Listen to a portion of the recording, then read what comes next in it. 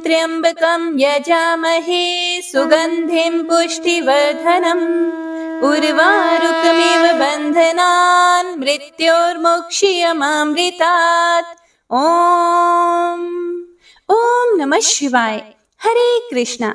आप सभी भक्तों का दिन शुभ और मंगलमय हो। तो आइए सुनते हैं आज की महत्तम्य कथा।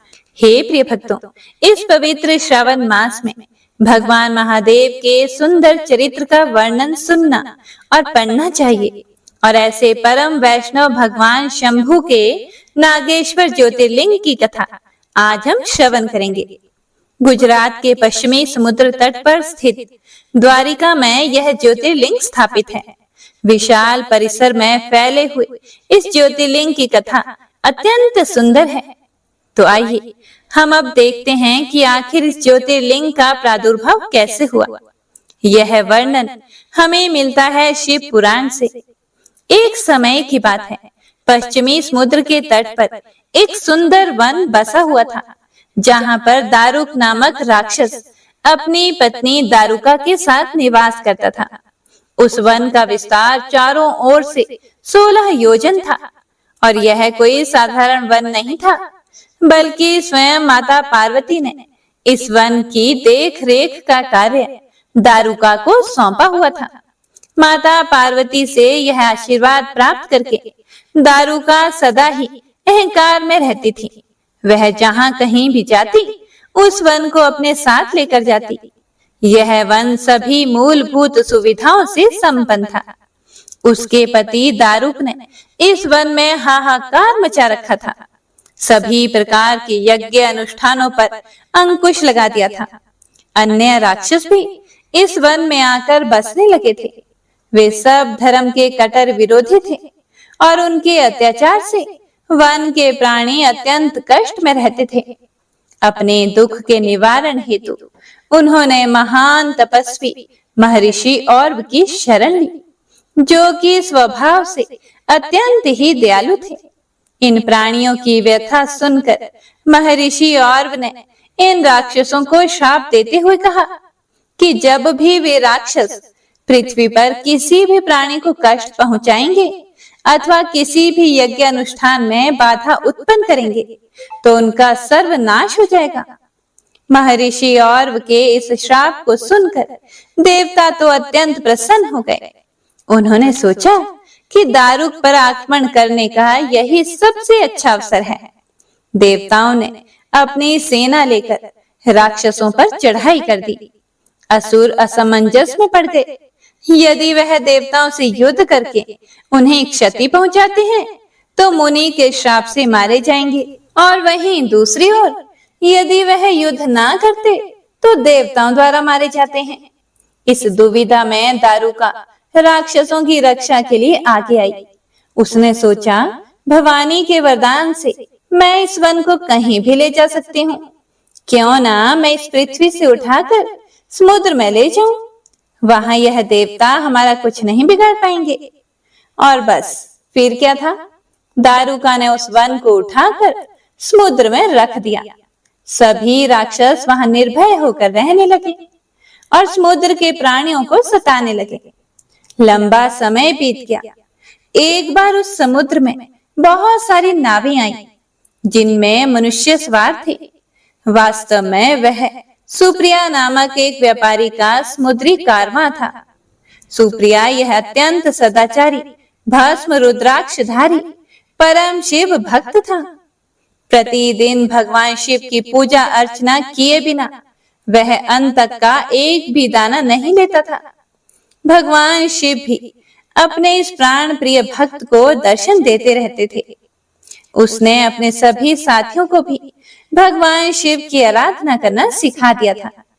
राक्षसों ने उन सभी नावों पर आक्रमण करके उनमें सवार सभी लोगों को बंदी बना लिया।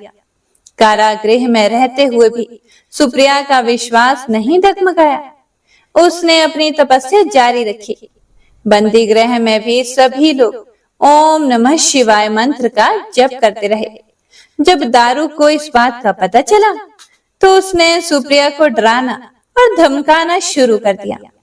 उसके अत्याचार से आहत होकर सुप्रिया ने भगवान शिव से प्रार्थना की कि वे उन सब की रक्षा करें। भक्त की करुण पुकार को सुनकर भगवान को तो आना ही था।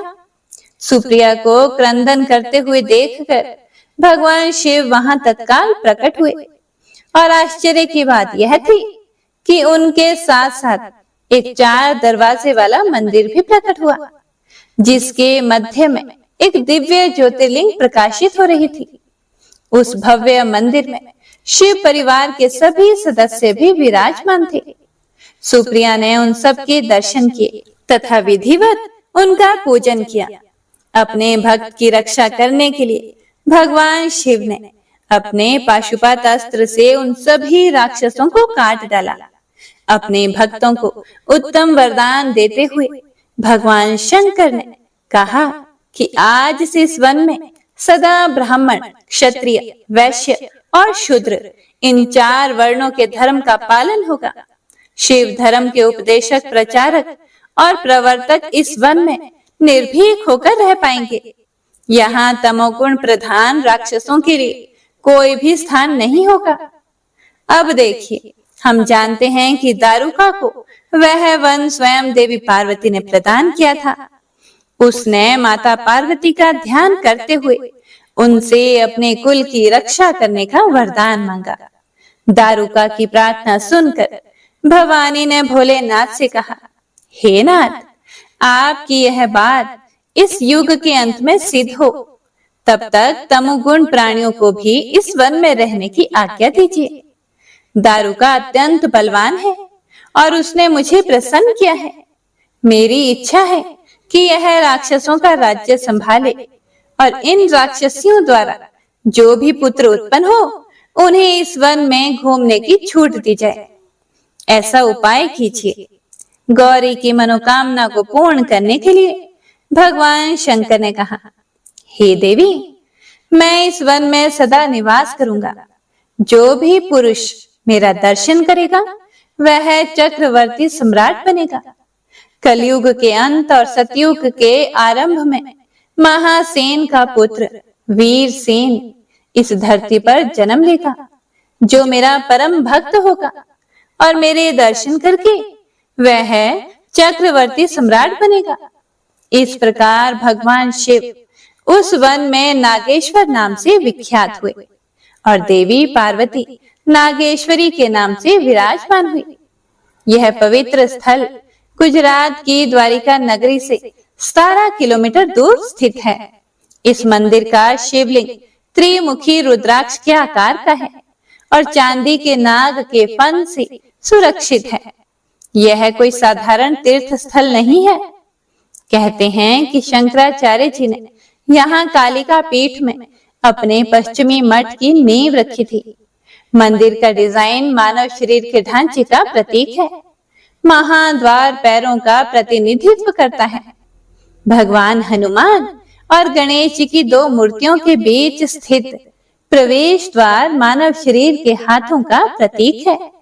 सभा मंडप, प्रार्थना सीट वाला एक हॉल शरीर का पेट और छाती है। अंत में गर्भगृह में स्थित केंद्रीय शिवलिंग शरीर का सिर है। इस मंदिर तक पहुंचने के लिए आप द्वारिका तक रेल मार्ग अथवा सड़क मार्ग से जा सकते हैं और इसके आगे बस द्वारा नागेश्वर महादेव के मंदिर तक पहुंचा जा सकता है। हे प्रिय भक्तों, भगवान आशुतोष के विषय में स्कंद पुराण में कहा गया है कि महादेव थोड़े से बिल्व पत्र पाकर भी संतुष्ट रहते हैं। फल और जल अर्पण करने से भी प्रसन्न होते हैं। भगवान शिव अपने नाम के अनुरूप ही सभी के लिए कल्याणमयी हैं। वे इस जगत में जीव मात्र को सौभाग्य प्रदान करने वाले हैं। ये एक हैं, महान हैं, ज्योति स्वरूप हैं। अजन्मा परमेश्वर महात्मा शिव निरंजन, नित्य युक्त, निरीह, निर्विकल्प, व्यवधान शून्य, निर्गुण, निर्विकार, निर्बाध एवं कार्य और कारण सबसे परे हैं। वे निष्काम, निराधार और सदैव नित्य मुक्त हैं। ब्रह्मा जी स्वयं मणिमय शिवलिंग का पूजन करते हैं। इंद्रदेव रतनमय शिवलिंग की उपासना करते हैं और चंद्रदेव मुक्तामय और सूर्यदेव ताम्रमय शिवलिंग की पूजा करते हैं। हे प्रिय भक्तों, तो यह थी आज की श्रावण मास विशेष नागेश्वर ज्योतिर्लिंग की कथा। तो आइए मन में गौरी पुत्र गणेश, माता पार्वती, भगवान भोलेनाथ और अपने कुलिष्ट देवी देवताओं का ध्यान करते हुए श्रावण मास महात्म्य की कथा का रसपान करते हैं। ओम नमः शिवाय। हे प्रिय भक्तों, सूत जी आगे कहते हैं कि वामदेव नाम से प्रसिद्ध एक महान तपस्वी शिव योगी हुए हैं, जो सुख दुख आदि द्वंद्वों से रहित, निर्गुण, शांत, असंग, समदर्शी, आत्माराम, क्रोध को जीतने वाले तथा गृह और गृहिणी से हीन थे। सबके ऊपर दया करने में संलग्न रहने वाले वे महात्मा एक दिन स्वेच्छानुसार घूमते फिरते बड़े भयंकर क्रौंचारण्य में जा पहुंचे। उस निर्जन वन में कोई भूख प्यास से व्याकुल अत्यंत भयानक ब्रह्म राक्षस रहता था। वामदेव जी को देखकर उन्हें खा जाने के लिए वह राक्षस बड़ी ही तेजी से उनकी ओर दौड़ा। उसे आते देखकर योगीश्वर वामदेव तनिक भी विचलित नहीं हुए। उस घोर ब्रह्म राक्षस ने बड़ी ही तेज दौड़कर उन्हें पकड़ लिया, पर वामदेव के अंगों का स्पर्श होते ही उसकी सारी पाप राशि तत्काल ही नष्ट हो गई और उसे अपने पूर्व जन्म का स्मरण हो आया। जैसे चिंतामणि का स्पर्श करके लोहा भी स्वर्ण हो जाता है, जैसे जम्बू नदी में पड़ी हुई मिट्टी भी सोना हो जाती है, जैसे मानस सरोवर में आकर कौवे भी हंस हो जाते हैं, और जिस प्रकार एक बार भी अमृत पी लेने पर मनुष्य अजर अमर देवता हो जाता है, उसी प्रकार महात्मा पुरुष अपने दर्शन तथा स्पर्श आदि से पापियों को भी तत्काल पवित्र कर देते हैं। इसीलिए सत्संग दुर्लभ है। हे प्रिय भक्तों, जो राक्षस पहले भूख प्यास से विकल हो घोर रूप धारण करके वन में भटकता फिरता था, वही साधु के संपर्क से पूर्णानंदमय हो गया। उसने योगी के युगल चरणार विंदों में प्रणाम करके कहा, हे महायोगिन, मुझ पर प्रसन्न होइए। हे करुणानिधि, मुझ पर प्रसन्न होइए। कहाँ सब प्राणियों को भय देने वाला मुझ जैसा पापात्मा, और कहाँ आप जैसे दयालु महात्मा का दर्शन। हे प्रिय भक्तों, फिर वामदेव जी बोले कि भयानक राक्षस का रूप धारण करके इस वन में विचरने वाले तुम कौन हो और यहाँ किस लिए रहते हो? राक्षस ने कहा, इससे 25वें जन्म पूर्व मैं पवन राष्ट्र का रक्षक था। उस समय मेरा नाम दुर्जय था। मैं बड़ा ही पापी और स्वेच्छाचारी था। प्रतिदिन नई नई स्त्री का उपभोग करने की इच्छा रखता था। प्रतिदिन एक एक स्त्री को भोग कर छोड़ देता और उसे घर के भीतर रखकर अन्य स्त्रियों का अपहरण करवाता था।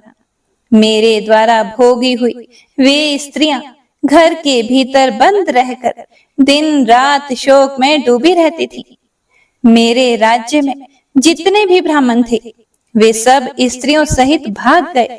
हे महात्मन, मैं सधवा, विधवा, कुमारी तथा रजस्वला सभी तरह की स्त्रियों का हरण करके उनके साथ कुकर्म करता था। इस प्रकार दूषित विषय भोगों में आसक्त, मत एवं मदिरापान में रत रहने के कारण मुझे जवानी में ही यक्ष्मा आदि बड़े बड़े रोगों ने घेर लिया। मंत्रियों और सेवकों ने भी मुझे त्याग दिया। अंत में अपने ही कुकर्म के कारण मैं मर गया। जो भी मनुष्य धर्म से भ्रष्ट हो जाते हैं उसकी आयु नष्ट हो जाती है, आयश बढ़ता है, भाग्य क्षीण होता है, वह अत्यंत दुर्गति में पड़ता है तथा उसके पूर्वज पितृ स्वर्ग से निश्चय ही गिर जाते हैं। मृत्यु के बाद यमराज के दूत मुझे यमलोक ले गए। वहां मैं भयंकर नरक कुंड में डाल दिया गया। उस कुंड के भीतर यम दूतों से पीड़ित होकर मुझे 30,000 वर्षों तक रहना पड़ा। उसके बाद बचे हुए पाप के फल से मैं निर्जन वन में भूख प्यास से विकल पिशाच हुआ। पिशाच योनि में मैंने 100 दिव्य वर्ष व्यतीत किए।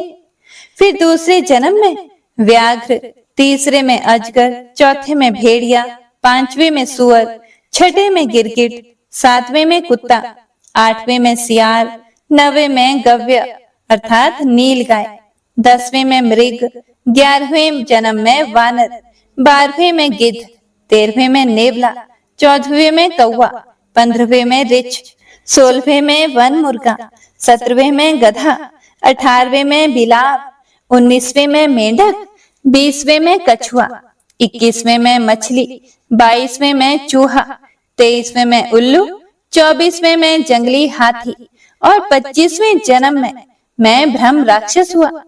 इस समय आपके शरीर के स्पर्श मात्र से मेरी पूर्व जन्मों की स्मृति जाग उठी है। आपके संग से मेरे मन में वैराग्य एवं प्रसन्नता हुई है। हे महामते, ऐसा प्रभाव आपको कैसे प्राप्त हुआ? फिर वामदेव जी बोले, यह मेरे शरीर में लगे हुए भस्म का महान प्रभाव है। भगवान शंकर के सिवा दूसरा कौन है जो भस्म की शक्ति को जानता हो? महादेव जी का जैसा महात्म्य है वैसा ही भस्म का भी है। भस्म के संसर्ग से तुम्हारी बुद्धि भी निर्मल हो गई, इसीलिए तुम भी श्रद्धा से पवित्र त्रिपुंड धारण करो। महातपस्वी शिव योगी वामदेव ने इस प्रकार भस्म का महात्म्य बतलाकर भस्म को अभिमंत्रित करके उस घोर भ्रम राक्षस को दिया। उससे भ्रम राक्षस ने अपने ललाट में त्रिपुंड धारण किया और उसके प्रभाव से वह तत्काल ही भ्रम राक्षस शरीर का त्याग करके दिव्य स्वरूप से सुशोभित होने लगा। उसने भक्ति पूर्वक गुरु वामदेव की परिक्रमा की और दिव्य विमान पर बैठकर पुण्य लोक को प्रस्थान किया। महायोगी वामदेव साक्षात शिव जी की ही भांति पुनः संसार में भ्रमण करने लगे। हे प्रिय भक्तों, आगे श्री सूत जी कहते हैं कि श्रद्धा ही संपूर्ण धर्मों के लिए अत्यंत हितकर है। श्रद्धा से ही मनुष्य को दोनों लोकों में सिद्धि प्राप्त होती है। श्रद्धा से भजन करने वाले पुरुष को पत्थर की मूर्ति भी फल देने वाली होती है। श्रद्धा भक्ति से पूजा करने पर अज्ञानी गुरु भी सिद्धदायक हो जाता है। श्रद्धा से जप किया हुआ मंत्र अव्यवस्थित होने पर भी फलदाता होता है। श्रद्धा से पूजा करने पर देवता नीच पुरुष को भी फल देने वाले होते हैं। अश्रद्धा से की हुई पूजा, दान, यज्ञ, तप और व्रत सभी निष्फल होते हैं। हे प्रिय भक्तों, सूत जी कहते हैं कि मंत्र, तीर्थ, ब्राह्मण, देवता, ज्योतिषी, औषधि तथा गुरु में जिसकी जैसी भावना होती है उसे वैसी सिद्धि प्राप्त होती है। इस विषय में एक अत्यंत अद्भुत उपाख्यान बतलाया जाता है, जिसके श्रवण से सभी मनुष्यों की अश्रद्धा तत्काल दूर हो जाती है।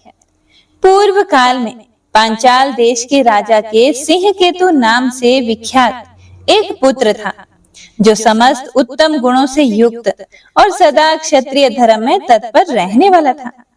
एक दिन महाबली सिंहकेतु कुछ सेवकों को साथ लेकर शिकार खेलने के लिए वन में गए। राजकुमार का कोई सेवक, जो शबर अर्थात भील कुल में उत्पन्न हुआ था, शिकार की खोज में इधर उधर घूम रहा था। उसने एक टूटा फूटा गिरा पड़ा पुराना देवालय देखा। उसमें चबूतरे पर एक शिवलिंग पड़ा था, जो पीठ से टूटकर अलग हो गया था। वह शिवलिंग सीधा और सूक्ष्म था। शबर ने उसे मूर्तिमान सौभाग्य की भांति देखा। पूर्व कर्म से प्रेरित होकर उसने उस शिवलिंग को शीघ्रता पूर्वक उठा लिया और बुद्धिमान राजपुत्र को दिखाया। हे प्रभु, देखिए, यह कैसा सुंदर शिवलिंग है। मैंने इसे यहीं देखा है। मैं आदर पूर्वक इसकी पूजा करूंगा। आप मुझे पूजा की विधि बता दें, जिससे मंत्र ना जानने वाले मुझ जैसे पुरुषों के द्वारा भी की हुई पूजा से भगवान शिव प्रसन्न हो।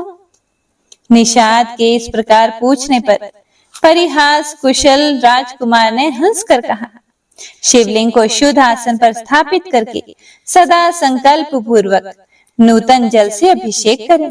शुभ गंध, अक्षत, वन के नए नए पत्र, पुष्प तथा धूप दीप आदि के द्वारा पूजन करें। चिता का भस्म चढ़ावें और अपने भोजन करने योग्य अन्न के द्वारा भगवान को नैवेद्य लगाएं। पुनः धूप दीप आदि उपचारों को अर्पित करें। यथा योग्य नृत्य, वाद्य और संगीत आदि की भी व्यवस्था करें। फिर नमस्कार करके विधि पूर्वक भगवान का प्रसाद ग्रहण करना चाहिए। सूत जी आगे बोले कि यह मैंने तुम्हें शिव पूजन की साधारण विधि बतलाई है। अपने स्वामी के इस प्रकार उपदेश देने पर चंडक नाम वाले शबर ने उसे सादर शिरोधार्य किया और अपने घर आकर लिंग मूर्ति महेश्वर का प्रतिदिन पूजन प्रारंभ किया। वह प्रतिदिन चिता भस्म का उपहार भेंट करता था। अपने लिए जो जो वस्तु प्रिय थी वह सब गंध, पुष्प, अक्षत आदि पहले भगवान शिव को निवेदन करता। उसके बाद वह भक्त प्रसाद को स्वयं ग्रहण करता था। इस प्रकार वह पत्नी के साथ भक्ति पूर्वक महेश्वर की पूजा में संलग्न रहा। इस आराधना में उसके कई वर्ष बीत गए। एक दिन वह शबर जब शिव पूजा के लिए बैठा हुआ था, तब देखता है कि पात्र में चिता का भस्म तनिक भी शेष नहीं है। तब वह तुरंत उठकर दूर दूर तक चिता भस्म ढूंढता हुआ घूम आया, किंतु कहीं भी उसे चिता भस्म नहीं मिली। अंत में वह थक कर घर लौट आया। अपनी पत्नी को बुलाकर उसने कहा कि हे प्रिय, चिता भस्म तो मुझे नहीं मिला। बताओ अब मैं क्या करूं? आज मुझ पापी के शिव पूजन में विघ्न पड़ गया है। पूजा के बिना मैं क्षण भर भी जीवित नहीं रह सकता। पति को इस प्रकार व्याकुल देखकर शबर की स्त्री ने कहा कि हे नाथ, डरिए मत, मैं एक उपाय बतलाती हूँ। यह अपना घर बहुत दिनों का पुराना हो गया है। मैं इसमें आग लगाकर उस अग्नि में प्रवेश कर जाऊंगी। इससे आपके लिए बहुत सा चिता भस्म तैयार हो जाएगा। शबर बोला कि हे प्रिय, यह मानव शरीर ही धर्म, अर्थ, काम एवं मोक्ष का सबसे श्रेष्ठ साधन है। इस नव यौवन संपन्न सुखोचित शरीर को क्यों त्याग रही हो? शबर की स्त्री ने कहा कि जीवन की सफलता इसी में है कि दूसरों के हित के लिए अपने प्राणों का त्याग किया जाए। फिर साक्षात शिव के लिए जो स्वयं प्राण त्याग करें, उसके लिए तो कहना ही क्या है। मैंने कौन सी घोर तपस्या की है जिससे भगवान शिव की प्रीति के लिए प्रज्वलित अग्नि में अपने शरीर का त्याग करती हूँ। अपनी पत्नी के इस प्रकार स्थिर बुद्धि और शिव भक्ति देखकर दृढ़ संकल्प वाले शबर ने तथास्तु कहकर उसकी सराहना की। शबरी ने स्वामी की आज्ञा पाकर स्नान से पवित्र होकर अलंकार धारण किया और अपने घर में आग लगाकर अग्निदेव की भक्ति पूर्वक परिक्रमा करके अपने पति देव गुरु को नमस्कार और हृदय में भगवान सदाशिव का ध्यान करके अग्नि में प्रवेश करने के लिए तत्पर हो गया। हाथ जोड़कर इस प्रकार स्तुति करने लगा, हे देव, मेरी इंद्रियां आपकी पूजा के लिए पुष्प हो, यह शरीर धूप एवं अगुरु हो, हृदय दीपक हो, प्राण भविष्य का काम दे और कर्मेंद्रियां आपके लिए अक्षत होवें। इस समय यह जीव आपकी पूजा के फल को प्राप्त हो। मैं धनाधिपति कुबेर का पद नहीं चाहती, अविचल स्वर्ग भूमि की भी इच्छा नहीं रखती तथा ब्रह्मा जी के पद की भी अभिलाषा नहीं करती हूँ। बस यही चाहती हूँ कि यदि फिर इस संसार में मेरा जन्म हो तो मैं प्रत्येक जन्म में आपके चरणार विंदों के सुंदर मकरंद का पान करने वाली भ्रमरी हूँ। मेरे देवता, भले ही मेरे सैकड़ों जन्म हो, परंतु अज्ञान की हेतु भूत माया मेरे मन में प्रवेश ना करे। किंचित आधे क्षण के लिए भी मेरा हृदय आपके चरण कमलों से अलग ना हो। हे महेश्वर, आपको नमस्कार है, नमस्कार है।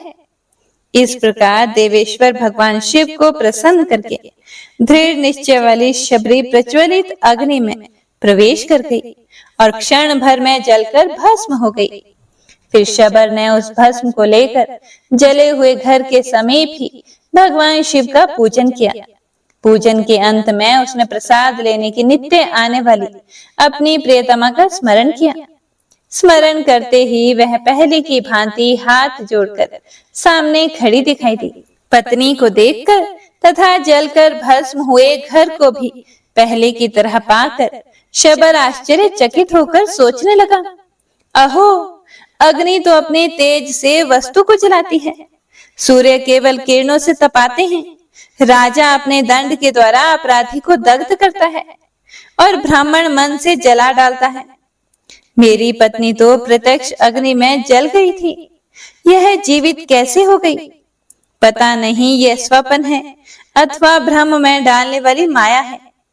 इस प्रकार विचार करते हुए शबर ने अपनी स्त्री से पूछा, हे प्रिय, तुम तो अग्नि में भस्म हो गई थी, यहाँ कैसे आ पहुंची? और यह जला हुआ घर फिर पहले के ही समान खड़ा कैसे हो गया? शबरी ने कहा, जब मैं घर में आग लगाकर उसके भीतर प्रविष्ट हुई, तब से अपने आप की मुझे कोई सुध ना रही। ना तो मैंने आग देखी और ना लेश मात्र भी ताप का अनुभव किया है। जान पड़ता था कि मानो मैं जल में घुसी हुई हूँ। मैं आधे क्षण तक गाढ़ निद्रा में सोई सी रही और अब क्षण भर में जाग उठी हूँ और उठते ही मैंने देखा कि अपना घर जला हुआ नहीं है, पहले की तरह सुस्थिर है। इस समय भगवान की पूजा के अंत में प्रसाद लेने के लिए आपके पास आई हूँ। इस प्रकार वे दोनों दंपति प्रेम पूर्वक आपस में वार्तालाप कर रहे थे और इतने में ही उनके आगे परम अद्भुत दिव्य विमान प्रकट हुआ। उस पर भगवान शंकर के 4 सेवक आगे की ओर बैठे हुए थे। उन्होंने दोनों निषाद दंपति का हाथ पकड़कर उन्हें विमान पर बिठाया। शबर और शबरी को अपने शरीर का त्याग भी नहीं करना पड़ा। शिव दूतों के हाथों का स्पर्श पाकर ही निषाद दंपति के वे ही शरीर तत्काल उन्हीं के समान दिव्य हो गए। इसीलिए समस्त पुण्य कर्मों में श्रद्धा ही करनी चाहिए, क्योंकि शबर ने नीच होकर भी श्रद्धा के बल से योगियों की गति प्राप्त की। सब वर्ण के लोगों से उत्तम जन्म पाने से क्या लाभ? संपूर्ण शास्त्रों का विचार करने वाली विद्या से भी यदि श्रद्धा ना हो तो क्या लाभ है? जिसके मन में सदा भगवान शिव की भक्ति बनी रहती है, उससे बढ़कर तीनों लोकों में कौन पुरुष धन्य है। श्री शिवाय नमस्तुभ्यम। तो आज की महात्म्य कथा यहीं पर समाप्त होती है। इससे आगे का वर्णन आप अगले अध्याय में सुनिएगा। तो आइए अब सुनते हैं शिव चालीसा। जय गणेश गिरिजा सुवन, मंगल मूल सुजान, कहत अयोध्या दास तुम, देहु अभय वरदान। जय गिरिजापति दीन दयाला, सदा करत संतन प्रतिपाला। भाल चंद्रमा सोहत नीके, कानन कुंडल नागफनी के। अंग गौर शीर गंग बहाए, मुंड माल तन 4 लगाए। वस्त्र खाल बागंबर सोहे, छवि को देखी नागमन मोहे।